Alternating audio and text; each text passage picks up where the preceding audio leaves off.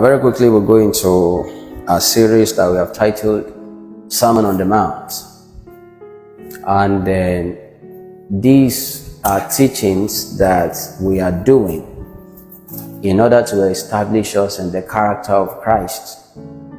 There is the principle of Jesus, or there are the principles of Jesus. There are principles that Jesus taught. Some of those principles, they teach us about His power. But some of those principles also teach us about His personality.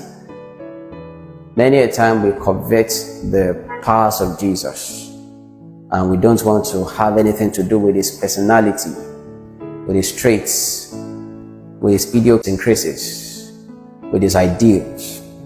And one thing that we need to understand is that the personality of Jesus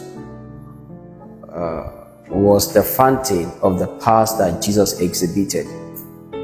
The ideals of Jesus, the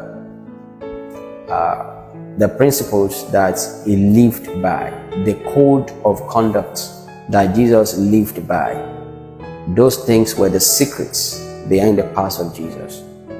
So if you really want to walk in the power of Jesus, you must be like Jesus. The disciples, they were first called Christians in Antioch because they said they were like Jesus, not just in power, but also in character.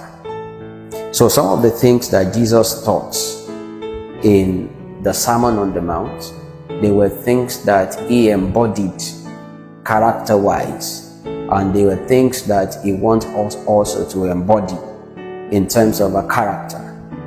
Because you've been endued with power, but do you bother to ask yourself why you are not walking in power? You should have seen that contradiction on the day of Pentecost. When the day of Pentecost had fully come, there came from heaven a sound as of a rushing mighty wind, and then we know the rest of the story. They were filled with the Holy Ghost, and it had been said before that time that they would receive power after the Holy Ghost has come upon them, and they'll be witnesses, they'll be proof producers in Jerusalem, in Judea. The Holy Ghost has come upon you, but it doesn't seem as if you received miraculous power, because your bad character is counterbalancing the power that you have received.